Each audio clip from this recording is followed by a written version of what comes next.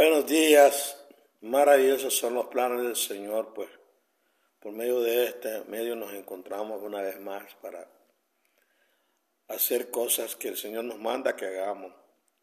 Todo pequeño detalle que usted haga, como escucharlo, meditar, ponerlo a obra en su vida, es algo maravilloso que el Señor está haciendo en nuestras vidas, pues nos está preparando para tiempos que vendrán sobre la tierra.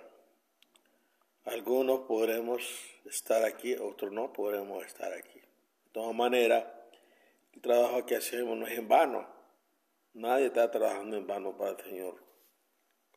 Por muy pequeño que sea el trabajo, por muy grande que sea, el Señor lo considera como un esfuerzo de sus hijos. Estamos enriqueciendo el reino del Señor y dándole fortaleza a otras personas que necesitan. A su debido tiempo, todas las cosas van a llegar a caminar como Él quiere que caminemos. En el momento actual, los seres humanos están luchando por sobrevivencias. Unos tienen buenas intenciones, otros tienen malas intenciones.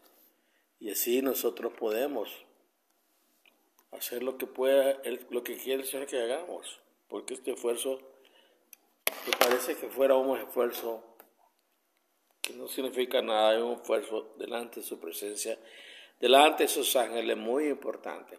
Predicar la sana doctrina, predicar verdades eternas, que necesitamos entender para tener más tranquilidad, más paz, y sobre todas las cosas, estar sabido que estamos haciendo su voluntad, y pues el trabajo que cada uno hace, el Señor lo recompensará. En esta hora le quiero hablar acerca del estado del hombre al morir. Es muy popular la doctrina de que el hombre tiene un alma y que es inmortal. Y cuando él muere, bueno, los católicos dicen que si mueres en pecado vas a un lugar que se llama el purgatorio. Algunos dicen que cuando el hombre muere en pecado va directamente al infierno y está siendo atormentado, ¿verdad? Pero es una minoría tal vez que hemos estudiado más profundo la escritura que podemos decir que el estado del hombre al morir va a reposar. Su mente, todo lo que es activo, lo que se llama alma, porque es el contenido del espíritu y el cuerpo, viene a ser un ser viviente, que es lo que significa vida, alma. Entonces él comienza a descansar, ya sea una persona que fue piadosa o no piadosa, o un asesino, o malvados que han hecho barbaridades al ser humano en la tierra, e inventores de instrumentos de armas, cosas que el hombre maquinaba, ricos, millonarios, pobres, de toda clase, están en estos momentos descansando, no saben nada. Pero llegará un momento que se dan cuenta de todas sus acciones. De eso vamos a hablar ahora.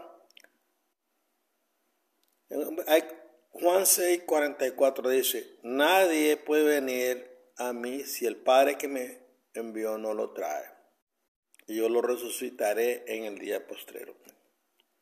Algunas personas en la Biblia son recordadas por sus buenas obras, mientras otras son recordadas por su rebelión. El rey Saúl, el primer rey de Israel, es recordado por su rebelión contra el Creador. Su vida es una lección objetiva que muestra cuán rápidamente el egocentrismo puede llevar a una vida arruinada. La Biblia dice que Saúl tuvo una muerte trágica. Se quitó la vida cuando tenía 61 años, en un ataque a Sunem alrededor del año 1000 antes de Cristo. Los filisteos hirieron gravemente a Saúl. En lugar de dejar que sus enemigos se rodearan en la victoria, cayó sobre su propia espada y murió. 1 Samuel 31, versículo 4. La mayoría de los cristianos creen que el rey Saúl fue directamente al infierno esa tarde. Según la doctrina de un infierno eternamente ardiente, el rey Saúl y millones de personas como él se retuercen y saltan en las llamas del fuego del infierno en este mismo minuto.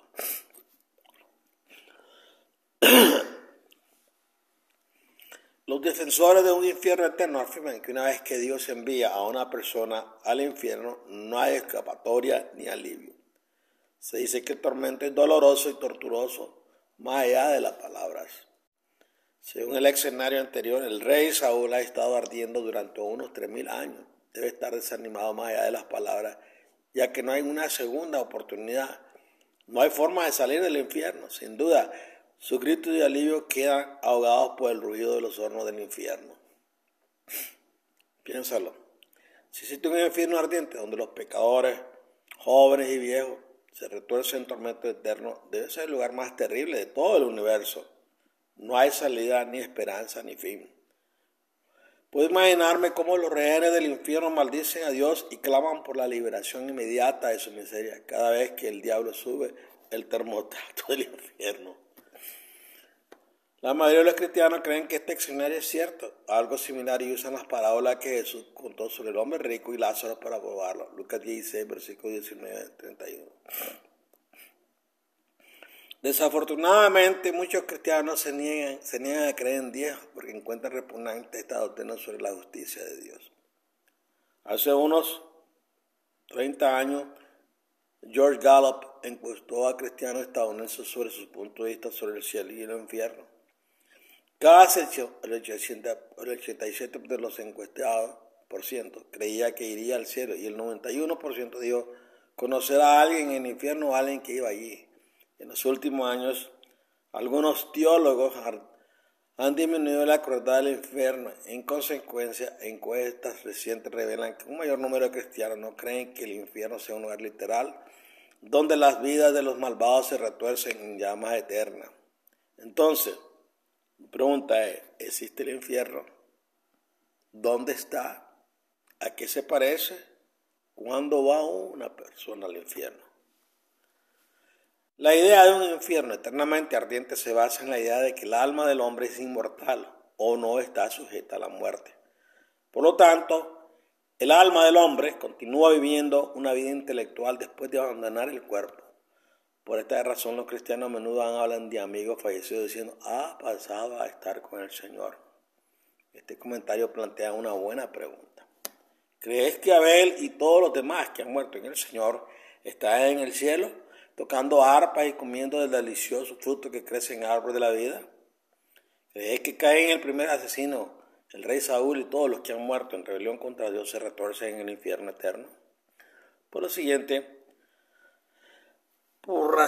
razones, estoy convencido que el rey Saúl no está en el infierno y Abel no está en el cielo. En primer lugar, la Escritura dice que Jesús pagó el castigo por nuestros pecados, Romanos 5:9, 1 Corintios 15:3. Si la pena por el pecado es un incendio sin fin en el infierno, entonces Jesús no pagó la pena por el pecado. Jesús resucitó al tercer día, Hechos 10:40. También sabemos que Jesús regresó al cielo 40 días después de su muerte, Hechos 1:3. Entonces, ¿por qué Dios requeriría que los seres humanos ardieran para siempre por sus pecados cuando exigió mucho menos del portador del pecado del hombre? 2 Corintios 5:21.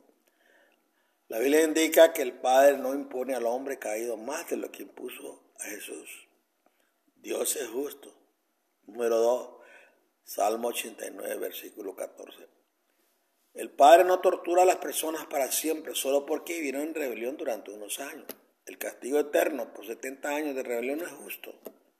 Un sistema judicial es justo si defiende el principio de que el castigo es proporcional al delito. Mateo capítulo 7, versículo 1 y 2. ¿Dios hace menos? No. ¿Debería el rey Saúl ser torturado con fuego durante miles de millones de años cuando solo vivió 61 años? Use la lógica. No. De hecho, la Biblia dice que Dios no torturará a los malvados por la eternidad, sino que los reducirá a cenizas. Malaquías 4, versículo 3. 3. Dios es amor y la nueva tierra será un lugar maravilloso para vivir. Primera de Juan 4, versículo 8 y capítulo 1.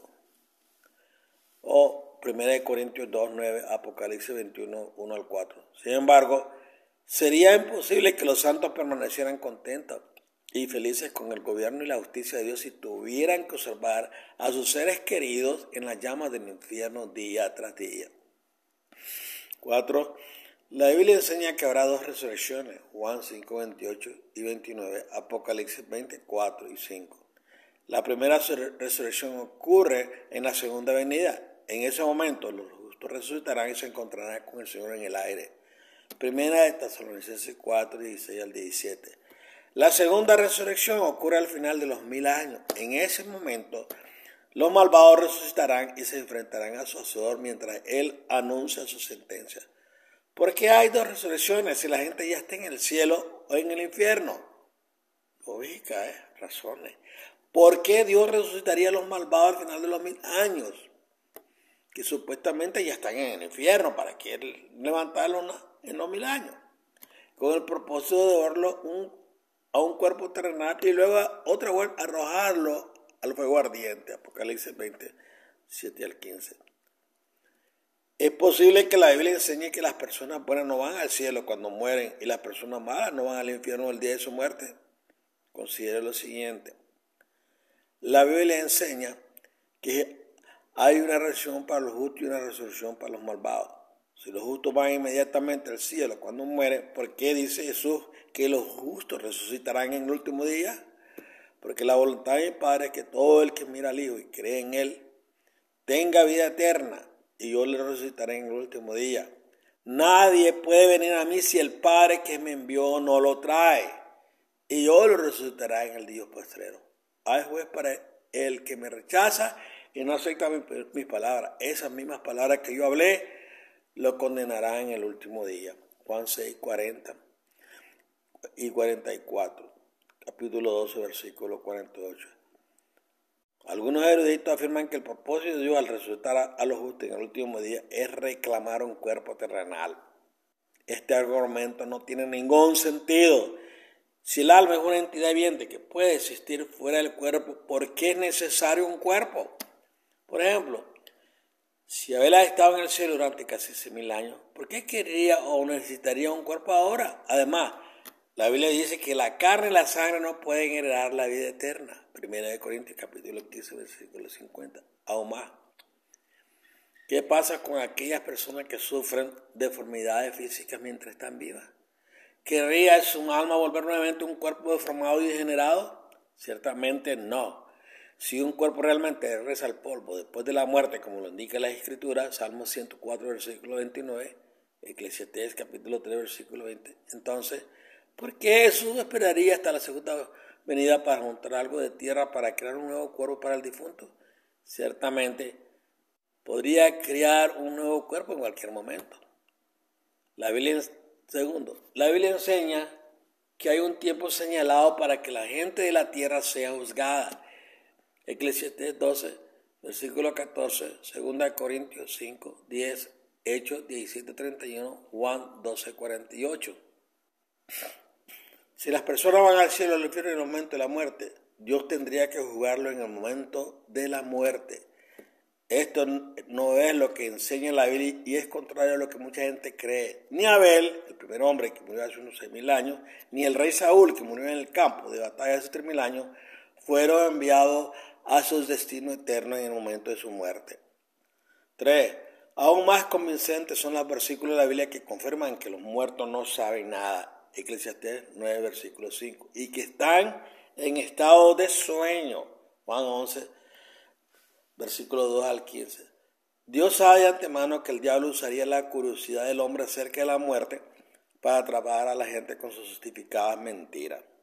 Segunda de Crónicas 33, versículo 6. Por lo tanto, Dios prohibió expresamente al hombre intentar comunicarse con personas que habían muerto.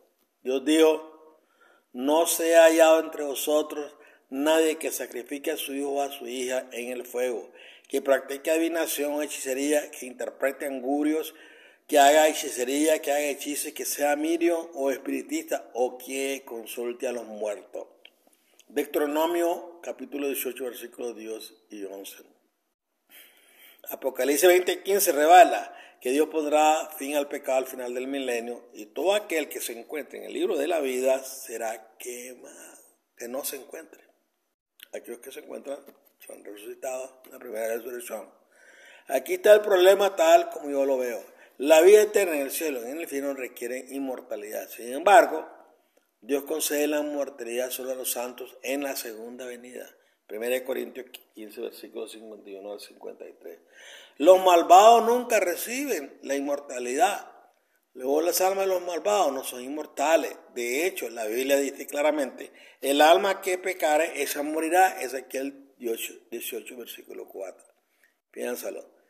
Si las personas malvadas fueran inmortales y sufrieran en el infierno para siempre, la presencia de los pecadores y la rebelión dentro del universo duraría por toda la eternidad.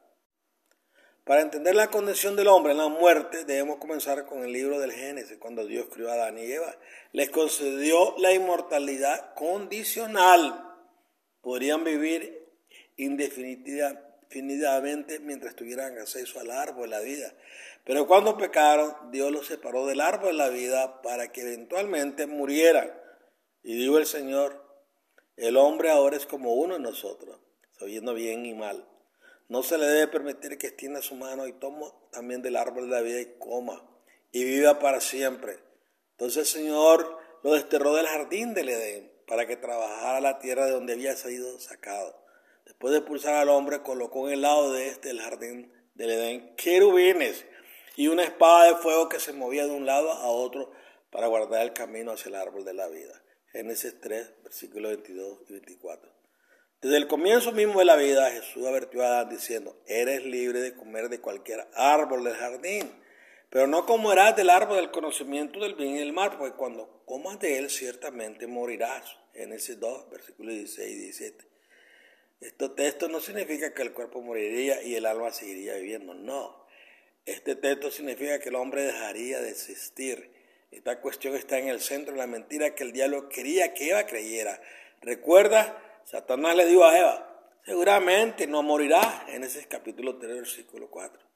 Satanás llevó a Eva a creer que si comía del fruto prohibido se volvería inmortal como Dios. Si tuviera inmortalidad no podría estar sujeta a la muerte. Qué engaño tan inteligente, que lo creen la mayoría de los cristianos hoy. Ese diablo hizo buen trabajo. Y es necesario que sacamos de esa mentira y expongamos esa mentira al mundo y a Satanás lo pongamos como un tonto, como un mentiroso. Dios no insertó una alma eterna en el cuerpo de Adán. En cambio, Adán se convirtió en un alma viviente cuando Dios lo crió. El Señor Dios formó al hombre del polvo de la tierra y sopló en su nariz aliento de vida. Y el hombre se convirtió en un ser viviente. Génesis 2:7. En otras palabras, el Padre unió el cuerpo de polvo de Adán con su propio aliento de vida y Adán se convirtió en un ser viviente. Cuando Adán murió a la edad de 930 años, su alma dejó de existir porque el alma humana no puede vivir con una entidad separada fuera del cuerpo. El alma del hombre resulta de una combinación de dos partes, un cuerpo humano y el aliento de vida. Aquí hay una ilustración que podría ayudar a ilustrar este concepto. Una bombilla o una bujía cobra vida cuando se le aplica la energía eléctrica. La luz se produce cuando la bombilla o bujía se combina con la electricidad. Si se corta la energía, no hay luz. Así mismo, si no hay aliento de vida en el cuerpo, no hay alma. El alma de un hombre mortal, lo que significa que está sujeto a la muerte. Solo el poderoso es inmortal y no está sujeto a la muerte. Cuando Jesús murió por la humanidad, cuando Jesús murió, tuvo que dejar a un lado la divinidad o su inmortalidad. Juan 10, versículos 17 y 19. Cuando el Padre resucitó a Jesús, le restauró la inmortalidad, le dio vida eterna otra vuelta. Apocalipsis 1, versículo 18. Pero observe lo que el Padre dijo acerca del hombre en el momento del diluvio de Noé. Entonces dijo el Señor, mi espíritu no contenderá jamás con el hombre, porque él es mortal. Sus días serán 120 años. Génesis 6:3. Cada vez que se usa la palabra inmortal en la Biblia, se refiere al Padre, no al hombre. Ahora, al Rey eterno, inmortal, invisible, al único poder todopoderoso, sea honor y gloria por los siglos de los siglos. Amén. El Padre bendito y único, gobernante, Rey de reyes y Señor de señores, el único inmortal y que vive en luz inaccesible, a quien nadie ha visto ni puede ver. A Él sea el honor y el poder por siempre. Amén. Timoteo 1:17, capítulo 6, versículos 15 y 16. Pablo expone este punto al escribir que el Padre concederá el don de la inmortalidad a los santos en la segunda venida. Cuando lo corruptible se ha vestido de incorrupción y lo mortal de inmortalidad, entonces se cumplirá la palabra que está escrita. Sórbida la muerte ha sido devorada en la victoria. 1 Corintios 15:54. Si los justos o los santos reciben la inmortalidad en la segunda venida, es obvio que no tendrán inmortalidad antes de ese momento. Por lo tanto, nadie tiene conocimiento ni inteligencia antes de nacer, y no hay conocimiento ni inteligencia en la muerte. La muerte es un estado de inexistencia. Por supuesto, muchas personas no están de acuerdo conmigo, y los cristianos ofrecen ciertos textos para mostrar lo contrario. Examinemos estos textos y veamos lo que realmente dice la Biblia. El espíritu regresa al Padre, y el pueblo vuelve a la tierra de donde vino, y el espíritu, el ruach, en hebreo, vuelve al Todopoderoso, que lo dio. Eclesiastés 12, versículo 7. Algunas personas usan este texto para demostrar que el espíritu del hombre regresa al Todopoderoso cuando muere, aunque este texto no lo dice. La supuesta implicación es que algo inteligente regresa al Todopoderoso en el momento de la muerte. Los defensores del alma externa razonan que cuando el cuerpo y el espíritu se separan, el espíritu, el ruach, regresa al Padre que lo dio. La palabra hebrea ruach significa viento o aliento. Note cómo se traduce esta palabra unos versículos antes. Así como no conocéis la trayectoria del viento, ruach, ni cómo se forma el cuerpo en el vientre de la madre, así tampoco podéis entender la obra de Dios, el hacedor de todas las cosas. Eclesiastés 11:5. El ruach de los justos, así como el ruach de los malvados, regresa al Todopoderoso al morir. El texto es claro en este punto. El aliento de vida es un regalo de Dios a todas las personas al nacer, y el aliento del vida, el ruach, regresa al Todopoderoso que lo dio cuando morimos, independientemente de nuestro comportamiento moral. El uso que hace Job de la palabra ruach ayuda a aclarar aún más el significado. Él dice: mientras tenga vida dentro de mí, el aliento, el ruach de Dios en mi nariz, mis labios no hablarán engaño. Job 27, versículos 3 y 4. Una traducción simple del comentario de Job podría decir: mientras tenga vida dentro de mí y el aliento de Dios en mi nariz, mis labios no hablarán mentira. Ni Salomón ni Job usaron la palabra ruach para referirse a un espíritu consciente que vaga por los cielos. El rey David también sabía que la muerte ponía fin a la conciencia. Él dijo: no confiéis en príncipes, en hombres mortales que no pueden salvar. Cuando su espíritu, el ruach, parte, regresan a la tierra. Ese mismo día sus planes fracasan. Salmo 146, versículos 3 y 4. La palabra hebrea nefesh también significa aliento. Esta palabra se usa muchas veces en la Biblia para describir el aliento de los seres vivientes. Note: y el Señor Dios formó al hombre del polvo de la tierra y sopló en su nariz aliento, nefesh, de vida, y el hombre se convirtió en un ser viviente. Génesis 2, versículo 7. Respecto al diluvio, la Biblia dice: todo lo que había en tierra firme y tenía aliento, nefesh, de vida en sus narices, murió. Génesis 7, versículo 22. El rey David creía que los muertos estaban en sus tumbas y no en el cielo alabando al Señor. Él dijo: no son los muertos los que alaban al Señor ni los que descienden al silencio, somos nosotros los vivos quienes ensalzamos al Señor. Salmo 115, versículos 17 y 18. El apóstol Pedro también confirmó este punto. El día de Pentecostés habló del rey David diciendo: hermano, de cierto puedo deciros que el patriarca David murió y fue sepultado, y su tumba está aquí hasta el día de hoy, porque David no ascendió al cielo. Hechos 2, versículos 29 y 34. Salomón no deja lugar a dudas respecto a este tema. Explica muy claramente el estado del hombre en la muerte. Dijo que los muertos no son conscientes de nada de lo que ocurre en la tierra. Escribió: porque los vivos saben que han de morir, pero los muertos nada saben, no tienen más recompensa e incluso su recuerdo se olvida, su amor, su odio y sus celos. Hace tiempo que desaparecieron, nunca más tendrán parte en nada de lo que sucede bajo el sol. Eclesiastés 9, versículos 5 y 6. Jesús llamó a la muerte sueño. Muchos cristianos no comprenden correctamente la condición del hombre en la muerte. 3 veces en el Nuevo Testamento se llama sueño a la muerte. Hay 2 razones para esto. Primero, la muerte es en realidad como un sueño. Juan 11, versículo 11 al 14. No hay conciencia en la muerte o durante una buena noche de sueño. En segundo lugar, la primera muerte es temporal, así como el sueño es temporal, mientras que la segunda muerte dura para siempre. Cuando murió Lázaro, el hermano de María y Marta, Jesús se refirió a la muerte de Lázaro como un sueño, Juan 1:1. ¿Por qué Jesús se refirió a Lázaro como si estuviera dormido? Por una razón obvia. La muerte que experimentó Lázaro fue temporal, al igual que el sueño es temporal. Cuando dormimos profundamente no somos conscientes de nosotros o de nuestro entorno. Sin embargo, el sueño no dura para siempre. Piensa en la resurrección como un poderoso despertar. Toda persona que vive y muere volverá a vivir y Dios despertará de su sueño a todo aquel que muere en una de las 2 resurrecciones. La Biblia indica que hay 2 resurrecciones, una para los santos y otra para los malvados.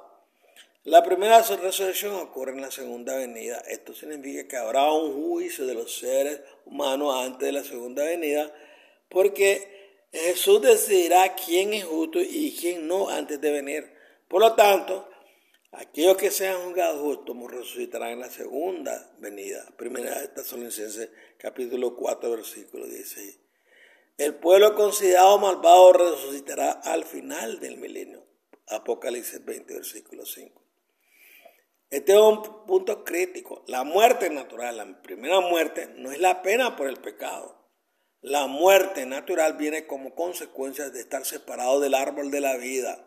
La pena por el pecado, sin embargo, es la muerte por ejecución y Dios implementará la pena por el pecado al final del milenio. Apocalipsis 20, versículos 14 y 15. Una vez que se comprende la distinción entre estas 2 muertes, queda claro por qué nadie podría estar ardiendo en el infierno en este momento. La segunda muerte por ejecución no se ha implementado. La pena por el pecado no ha sido impuesta a nadie excepto a Jesús. Y eso sucedió cuando murió en el Calvario. Cuando Jesús murió en la cruz, sufrió la pena por nuestros pecados. Es decir, la muerte por ejecución. ¿Predicó Jesús a los espíritus en el infierno? El siguiente texto se ofrece a veces como texto de prueba que muestra que Jesús predicó a las almas de los muertos después de morir en la cruz. Primera de Pedro, capítulo 3, versículos 18 al 20, dice: porque Cristo murió por los pecados una sola vez, el justo por los injustos, para llevaros a Dios. Fue muerto en el cuerpo, pero vivificado por el Espíritu, por quien también fue y predicó a los espíritus encarcelados que desobedecieron hace mucho tiempo, cuando el Padre esperaba pacientemente en los días de Noé mientras se construía el arca. Predicó Jesús a los espíritus, los antediluvianos, después de morir en la cruz. Si Jesús hizo esto, ¿qué les ofreció? ¿Les concedió a Jesús perdón por su rebelión o les agitó un dedo divino y les dijo: el infierno eterno es la recompensa que merecéis, viles incrédulos? ¿Es posible escapar del infierno después de haber sido enviado ahí? ¿Jesús liberó a algún rehén del infierno? Si es así, ¿dónde está la evidencia? Dado que se cree que el infierno es la peor cámara de tortura jamás vendría el arrepentimiento de un corazón contrito o un pecador carbonizado diría algo para aliviar su angustia. Aunque la mayoría de los cristianos creen que el alma permanece viva después de la muerte, generalmente rechazan la teoría de la segunda oportunidad para la salvación después de la muerte, creyendo que los asuntos relacionados con esta recompensa eterna se determinan durante nuestra vida presente en la tierra. Entonces, ¿qué dice Pedro en este texto? Pedro enseña que Jesús fue resucitado por el mismo Espíritu Santo que intentó hacer que los antediluvianos recobraran el sentido antes del diluvio. Note lo que el Señor le dijo a Noé en Génesis 6:3. Mi espíritu no contenderá con el hombre para siempre. Creo que la mayoría de la gente estaría de acuerdo en que es posible que una persona esté físicamente viva pero espiritualmente muerta, Romanos 8:10. Pero dice que Jesús fue físicamente muerto en el cuerpo, pero edificado por el mismo Espíritu que intentó salvar a los antediluvianos. Debido a la decadencia y la rebelión contra Dios, los antediluvianos estaban muertos al Espíritu. Como no estaban dispuestos a permitir que el Espíritu los condujera al arca, se ahogaron cuando llegó el diluvio. El contexto de 1 Pedro 3:4 muestra que Pedro no está diciendo que Jesús predicó a los antediluvianos encarcelados durante el tiempo que estuvo muerto. De hecho, en los versículos que siguen, Pedro da un giro de 180 grados al decir que las personas que estaban vivas en el Espíritu están muertas al libertinaje, la lujuria, la embriaguez, las orgías, las juergas y la idolatría. Las mismas condiciones que causaron la destrucción de los antediluvianos. Pero concluye diciendo, a ellos, los muertos, al Espíritu Santo, les parece extraño que no se hundáis con ellos en el mismo diluvio de disipación y insulta. Pero tendrán que dar cuenta al que está dispuesto a juzgar a vivos y muertos. Por esto es que el Evangelio fue predicado incluso a los que ahora están muertos, a lo espiritual, para que sean juzgados según los hombres en cuanto al cuerpo, pero cambien sus caminos y vivan según Dios en cuanto a la carne, al espíritu. Primera de Pedro 4, versículo 4 al 6. El hombre rico. En Lucas 16, 19 al 31, Jesús contó la historia de un hombre rico y un mendigo llamado Lázaro. Mucha gente hoy usa esta historia para confirmar la doctrina de un infierno eternamente ardiente. Aquí está la historia. Había un hombre rico que se vestía de púrpura y lino fino y vivía en lujo toda la vida. A su puerta yacía un mendigo llamado Lázaro, cubierto de llagas y deseando comer lo que caía de la mesa del rico. Incluso los perros vinieron y lamieron sus llagas. Llegó el momento en que el mendigo murió y los ángeles lo llevaron al lado de Abraham. El hombre rico también murió y fue sepultado. En el infierno, donde estaba en tormento, levantó la vista y vio a lo lejos a Abraham y a Lázaro a su lado. Entonces le llamó: Padre Abraham, ten piedad de mí, envía a Lázaro para que moje la punta de su dedo en agua y refresque mi lengua, porque estoy agonizando en este fuego. Pero Abraham respondió: Hijo, recuerda que en tu vida recibiste tus bienes, mientras que Lázaro recibió males. Pero ahora él se consuela aquí y tú estás en agonía. Y además de todo esto, entre nosotros y vosotros se han abierto un gran abismo, de modo que los que quieran ir de aquí a vosotros no puedan, ni nadie puede pasar de allá a nosotros. Él respondió: Entonces te ruego, Padre, que envíes a Lázaro a casa de mi padre, porque tengo 5 hermanos, que les advierta para que no vengan también ellos a este lugar de tormento. Abraham respondió: Tienen a Moisés y a los profetas que los escuchen. No, padre Abraham, dijo, pues si alguno entre los muertos va a ellos, se arrepentirán. Él les dijo: Si no escuchan a Moisés y a los profetas, no se convencerán aunque alguien resucite de entre los muertos. Al contar estas palabras, Jesús abordó 2 cuestiones teológicas que los saduceos y los fariseos debatían a menudo. Los saduceos no creían en la resurrección, estaban tristes, ya ves. Pero los fariseos creían en la resurrección y cualquier mención de este tema iniciaría un debate acalorado. Pablo usó este término político para distraer hábilmente a sus acusadores y así poder escapar con vida. Hechos 2, 23, versículos 8 y 9. La doctrina de la prosperidad fue una segunda cuestión teológica debatida acaloradamente entre 2 sectas de judíos.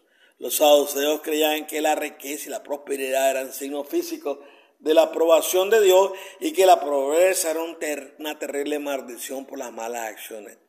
La gente hoy todavía debate esta doctrina, creen en esa tontería. En otras palabras, los pobres eran pecadores graves porque la ausencia de prosperidad demostraba que estaban bajo la condenación de Dios. Deuteronomio capítulo 28. El uso que Jesús hizo de esta palabra sobre un hombre rico y un hombre pobre le permitió fusionar inteligentemente estos 2 temas. El propósito de Jesús era presentar una verdad más amplia que se encuentra al final de la historia. En la parábola, el hombre rico representa a la nación de Israel, egocéntrica y ricamente bendecida. El Padre les había dado todas las bendiciones y en lugar de compartir las bendiciones del Todopoderoso, se apropiaron de las bendiciones del Todopoderoso para sí mismos. El mendigo Lázaro representa a los gentiles empobrecidos que habían recibido solo unas pocas migajas espirituales de la abundante mesa de los judíos. Observe cómo Jesús revirtió las recompensas en la próxima vida. El mendigo, el gentil, va al cielo, pero el rico, el judío, es enviado al infierno. Desde el infierno el rico clama socorro a Abraham, el exaltado abuelo de Israel que residía en el cielo. Abraham explica que se está haciendo justicia y que ha llegado el momento de que los pobres sean bendecidos y los ricos sufran.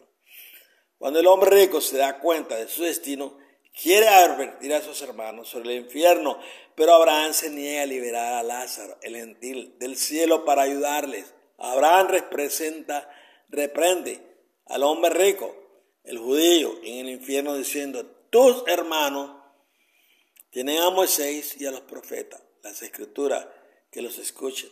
Pero el hombre rico suplica que si alguien como Lázaro resucita de entre los muertos y vea a ellos, los judíos se arrepentirán. Lucas 16, 29 al 30. Al utilizar cuestiones teológicas que eran punto de controversias comunes, el Señor consiguió toda la atención de la multitud con esta historia, sabiendo que los fariseos y saduceos estaban listos para comenzar a debatir sus palabras. El Señor concluyó la historia de una manera que no dejó debate. Jesús dijo: si ellos, los judíos, no escuchan a Moisés y a los profetas, las escrituras, Lucas 24, 27, no quedarán convencidos aunque alguien resucite de entre los muertos. Es una frase. Jesús predijo indirectamente su rechazo. Este fue y es un punto que mucha gente no logra comprender. Miles de años tienen creyendo esa tontería, a menos que el Espíritu Santo more en el corazón humano. Es imposible que las personas religiosas cambien de opinión acerca de la verdad, incluso después de que Jesús resucitó de entre los muertos y apareció ante más de 500 personas. 1 Corintios 15, versículo 6. La nación judía se negó a admitir que él estaba vivo. Esta historia es una ilustración contada magistralmente. Los detalles de esta parábola no armonizan con una gran cantidad de otras escrituras sobre este tema. Por lo tanto, es justo concluir que el objetivo de esta parábola es una ilustración sobre el rechazo de Jesús por parte de los israelitas. Jesús hablaba a menudo en sentido figurado y esta historia no es una excepción. Jesús dijo: aunque he estado hablando en sentido figurado, viene la hora en que ya no usaré este tipo de lenguaje, sino que os hablaré claramente acerca de mi Padre. Juan 16, 25. Las almas muertas responden.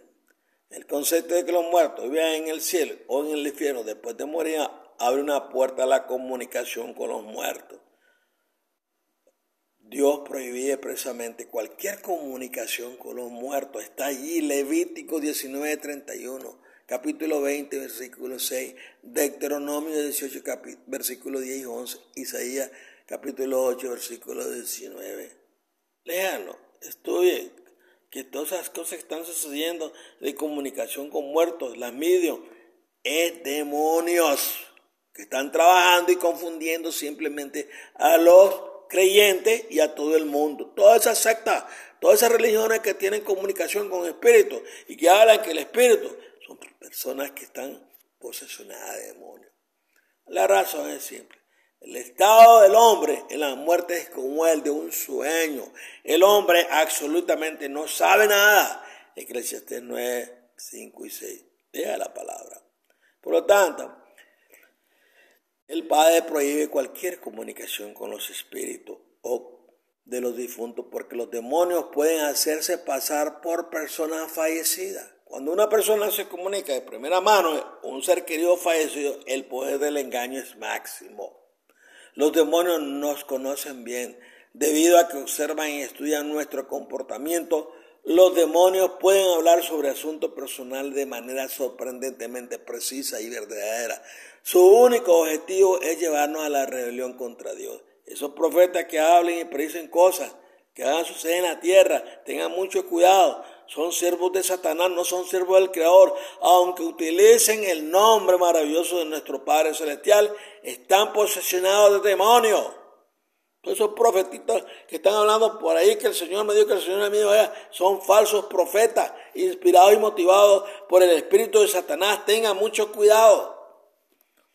Hace años, una señora que conocí comenzó a comunicarse con su mamá, fallecida a través de un amigo.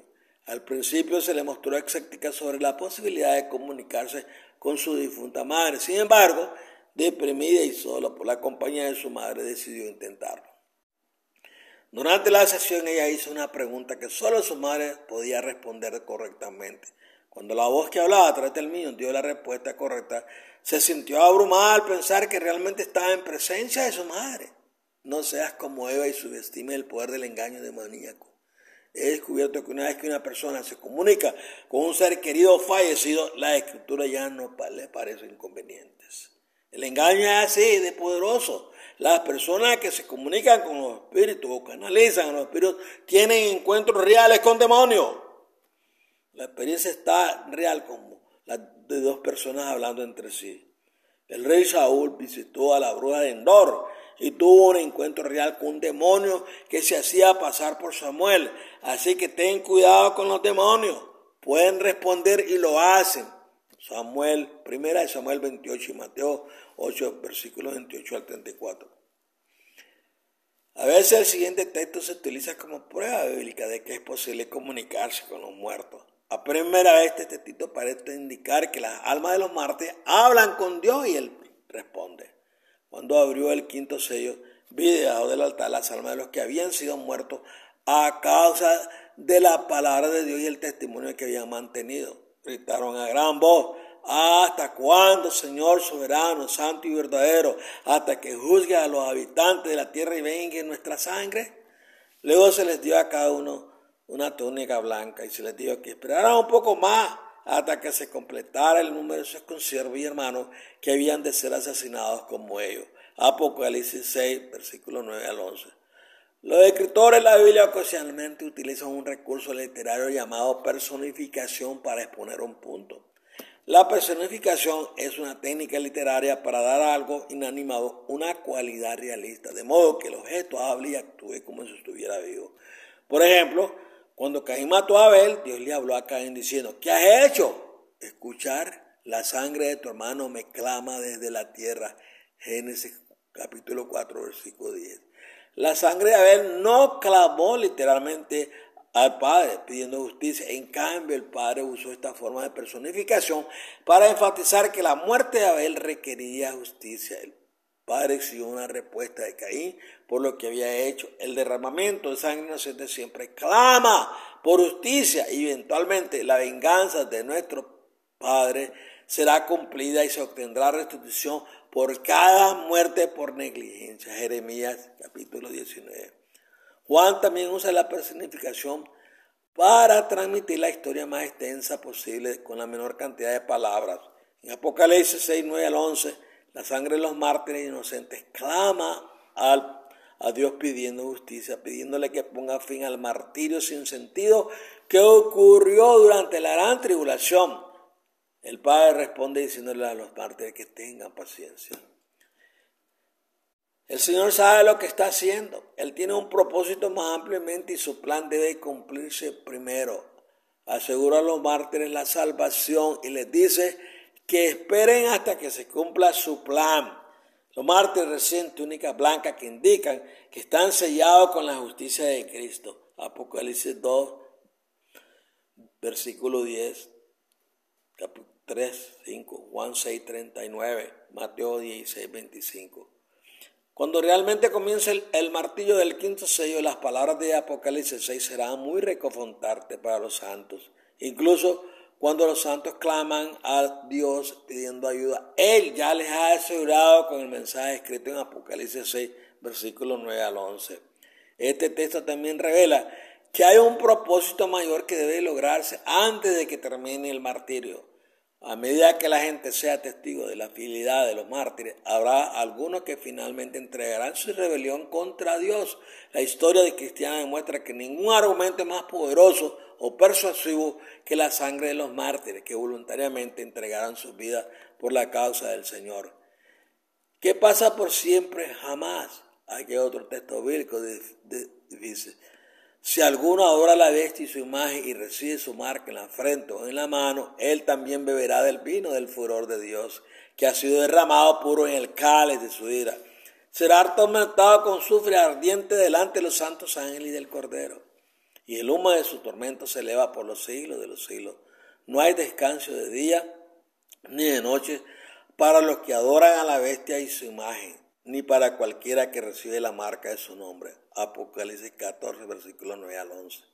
Este texto no significa que los malvados arderán por los siglos de los siglos. Apocalipsis 29 afirma que los malvados serán devorados al final del milenio. El propósito del fuego del infierno es el tormento eterno. Creo que el Todopoderoso ha elegido usar el fuego al final de los 1000 años por 3 razones: restitución, pena y purificación. Los malvados sufrirán proporcionalmente a las acciones que se negaron a corregir, restitución. Los impíos morirán en el fuego, la pena por el pecado es la muerte por ejecución.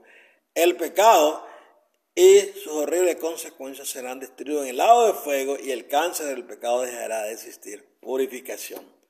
Todos los que conspiran contra el Señor, Él lo pondrá fin. Los problemas, el pecado, no vendrá por segunda vez. Aún 1:9.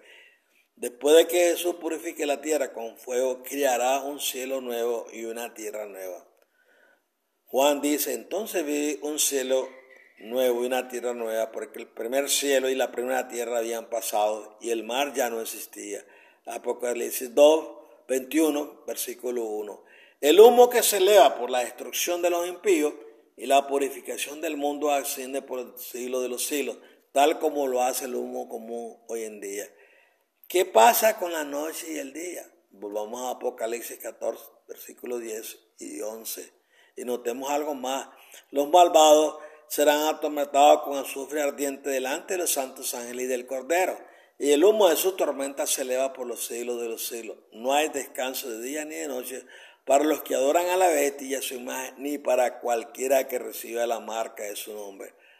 La cuestión que debemos entender en este texto tiene que ver con la falta de descanso, ya sea de día o de noche. Miren nuevamente el versículo: no hay descanso de día ni de noche para los que adoran a la bestia de su imagen, ni para cualquiera que recibe la marca de su nombre. Apocalipsis 14, versículo 11. Algunas personas usan estas palabras para indicar que los malvados se retuercen en las llamas del infierno día y noche por los siglos de los siglos. Estas palabras, sin embargo, no describen la experiencia de los malvados al final de los 1000 años. Esta palabra describe la experiencia de los impíos durante la gran tribulación. Este versículo revela la intensidad de la obra que realiza el Espíritu Santo durante la gran tribulación, cuando los 144,000 presenten poderosamente el Evangelio a todas las personas que rechacen el Evangelio. Finalmente no tendrán más opción que someterse al diablo, el anticristo. Quienes se someten a las exigencias del diablo no solo violarán sus consecuencias, lucharán emocionalmente con cada esfuerzo que haga el Espíritu Santo. El Espíritu Santo perturbará vigorosamente a toda alma que persista en la rebelión en un intento de persuadirla a someterse a la autoridad de Dios. Joel 2, versículo 28 al 32. Por eso, Apocalipsis 14, 12 dice: no hay descanso de día ni de noche para los que adoran a la bestia y su imagen, ni para cualquiera que recibe la marca de su nombre. Agobiado por la culpa y terco en su rebelión contra el Todopoderoso, no tendrán paz ni de día ni de noche, porque el Espíritu Santo no lo abandonará hasta que la oferta de salvación de Dios termine con la séptima trompeta. Apocalipsis 17, capítulo 11, versículos 15 al 19. Juan 16, del versículo 8 al 11.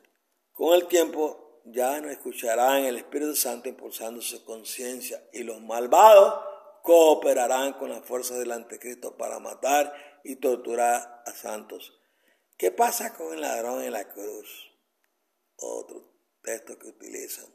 Entonces dijo Jesús: acuérdate de mí cuando vengas a tu reino. Jesús le respondió: te digo la verdad, hoy estarás conmigo en el paraíso. Lucas 23, versículos 42 y 43. La Biblia indica que Jesús no fue al cielo el día de su muerte. En cambio, ascendió al Padre el domingo por la mañana, Juan 20, versículo 17. El griego original del Nuevo Testamento no utiliza coma y la puntuación insertada por los traductores para facilitar la lectura puede resultar engañosa. Una simple coma mal colocada puede hacer que las palabras de Jesús parezcan significar algo que él no dijo. Observe cómo una coma puede cambiar el significado de la siguiente frase.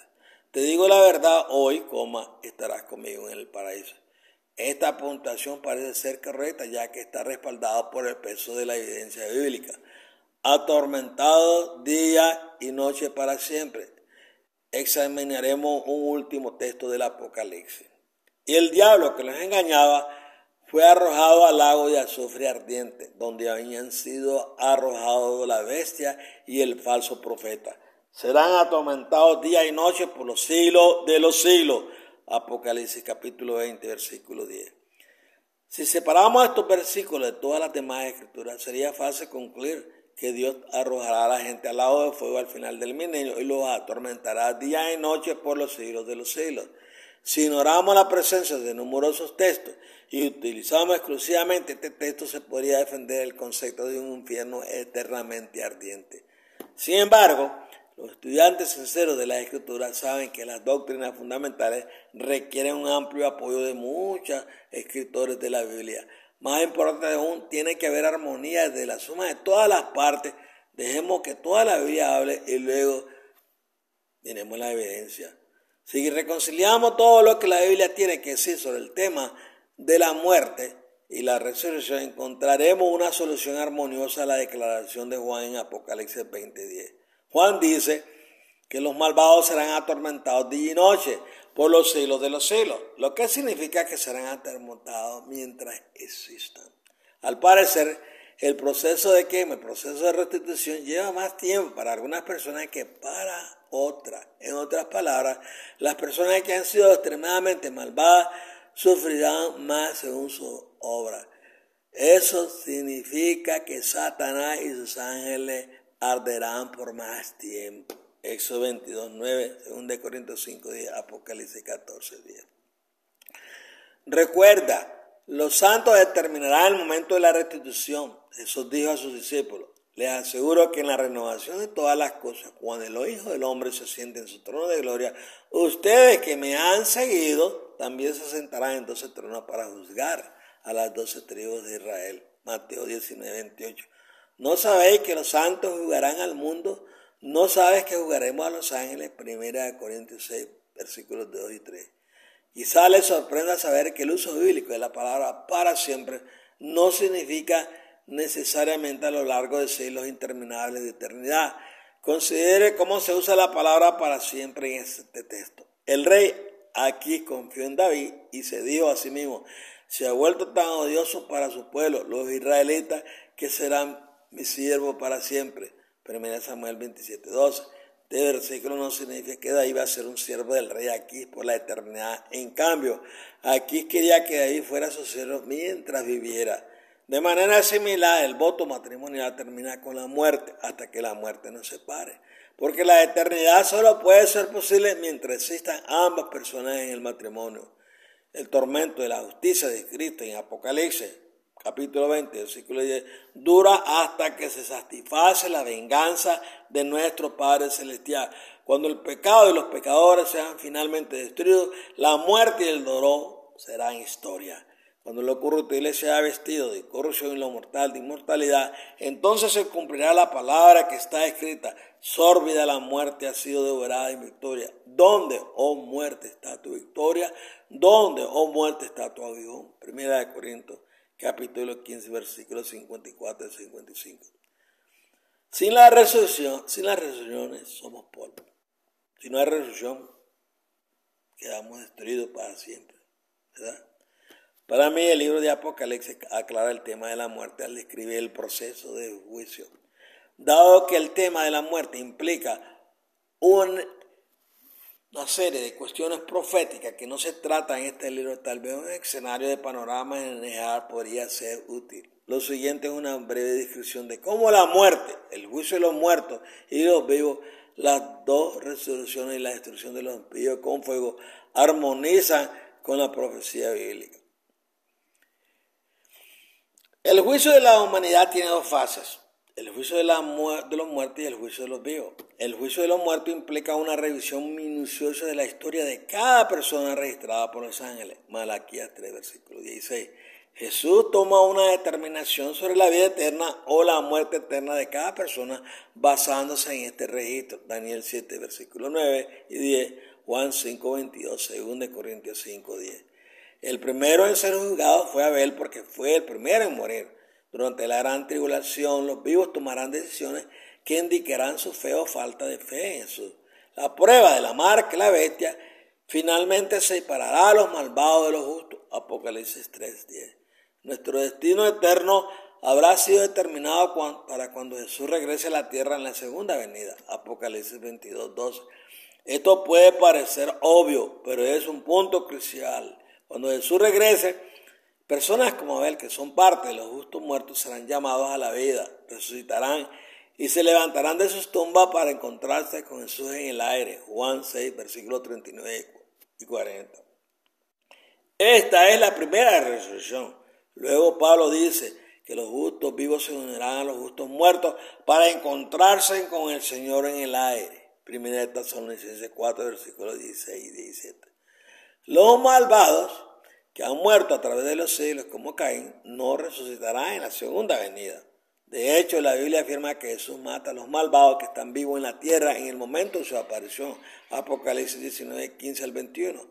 El efecto neto es que los malvados, desde Caín hasta los que vivirán en el momento de la segunda venida, seguirán durmiendo hasta que hayan terminado los 1000 años de Apocalipsis 20. Durante el milenio, la tierra quedará desolada porque Jesús lleva a los santos a la ciudad santa que está en el cielo para la fiesta de la recolección. El diablo permanece en la tierra sin nadie a quien engañar durante el milenio. Mientras tanto, los santos están en el cielo y revisarán los registros de los malvados. Se convencerán de que la decisión eterna que Jesús tomó sobre cada persona fue justa y apropiada.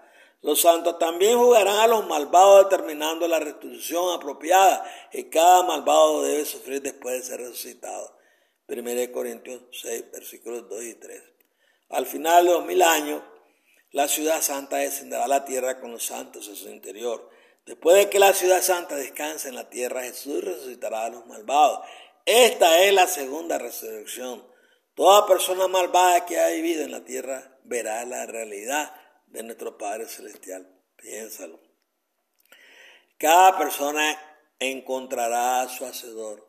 Todos los que alguna vez hayan vivido verán la ciudad santa, los santos, el diablo y sus ángeles. Con una última explosión de mentiras y furia, Satanás incita a una gran multitud de malvados a atacar la ciudad del Padre Celestial. Apocalipsis 20, versículos 7 al 8. Pero Jesús suspende el ataque con la misma autoridad con la que calmó el enojado mar de Galilea. Jesús convierte el tumulto de la batalla en silencio para poder presentar los hechos a los malvados. Jesús revelará a cada persona malvada por qué no pudo salvarlo. También declara el veredicto de los santos indicando cuánta restitución se extraerá antes de morir en el lago de fuego. Después de que la verdad haya sido presentada y los malvados vean cuán justo ha sido Jesús, cada persona malvada se inclinará ante Jesucristo admitiendo que Dios es justo y su juicio es justo. Isaías 45, 23 y 24, Romanos 14, 11 y 12, Filipenses 12, 10. A medida que se dan cuenta del resultado de sus decisiones de vida, los malvados se vuelven abrumados por su sensación de pérdida, miedo y asco. En un esfuerzo por evitar el sufrimiento que Dios les ha impuesto, intentan suicidarse. Dios inicia la fase ejecutiva del juicio, haciendo descender fuego del cielo, y finalmente Dios quema a los malvados y todo rastro de pecado desaparece. Apocalipsis 29 y 15. Perder el cielo para millones y millones de personas será el infierno. Es posible que este capítulo no resuelva completamente para los que me escuchen la cuestión de un infierno eternamente ardiente. Sin embargo, Se debe considerar el peso de la evidencia a lo largo de las Escrituras si queremos comprender adecuadamente lo que el Padre está haciendo. Una cosa es segura: Dios es amor. Debido a que su amor es grande y eterno, queremos pasar la eternidad con Él. Su gobierno es justo y su misericordia abrumadora. Las verdades de Dios son demasiado maravillosas para describirla y su paz demasiado profunda para explicarla. Perder el cielo, después de darte cuenta de todo lo que Dios ofrece, será el infierno. En resumen, reflexiones sobre las siguientes afirmaciones. 1. La paga del pecado es la muerte eterna, no la vida eterna en la tortura del infierno. 2. Hay dos muertes. La primera es temporal y se llama sueño. La segunda muerte ocurre al final de los 1000 años y es eterna. 3. Hay dos resurrecciones. La primera es para los justos y ocurre en la segunda venida. La segunda resurrección es para los malvados y ocurre al final de los 1000 años.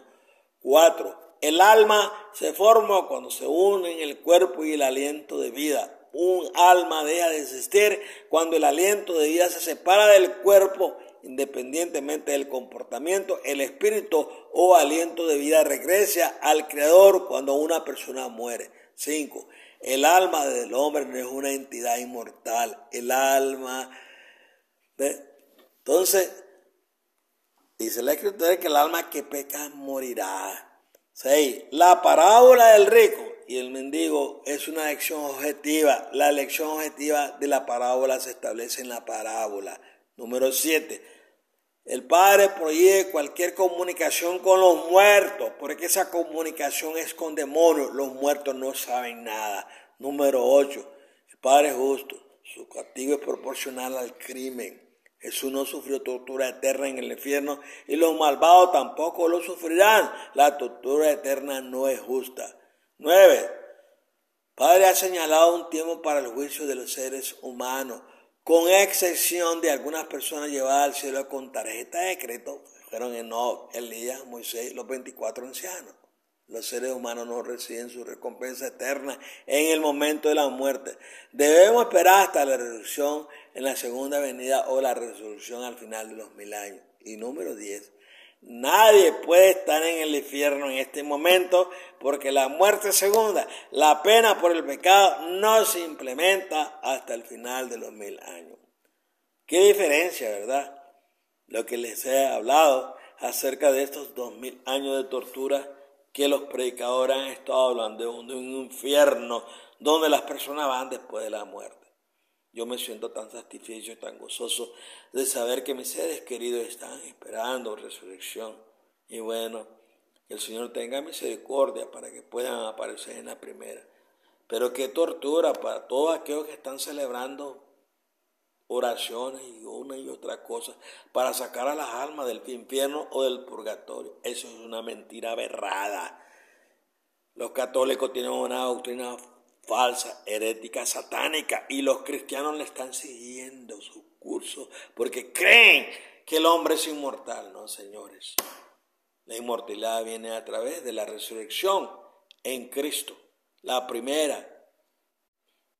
Si Él no hubiera hecho nada de esa provisión para que nosotros fuéramos a morar con Él en la eternidad, en el reino que se establecerá en la tierra después de 1000 años, entonces no estuviéramos aquí. Pero aquí estamos con un propósito y es establecer verdades. Y yo sé que algunos de ustedes se inquietan, pues está bien. Si se inquietan quiere decir que el Espíritu del Señor está hablando en su vida. Que crean lo que está escrito en la palabra. No lo que les predican esos falsos predicadores, porque eso es una herejía.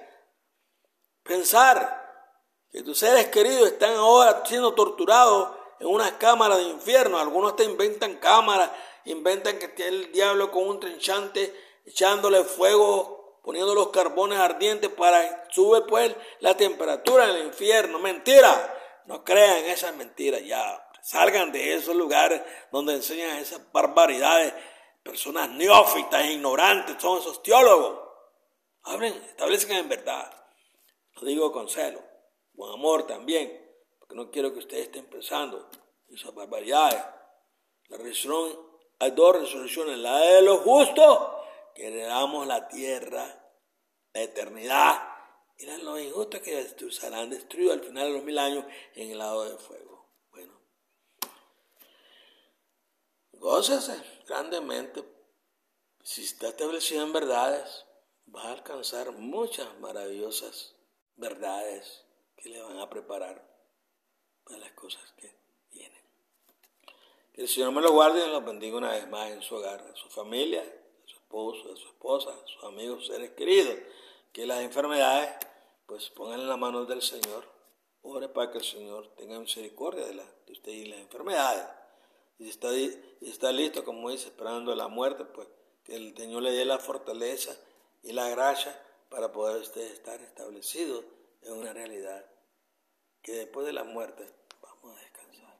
Pero viene un día de resurrección, que los santos van a ser levantados para la vida eterna.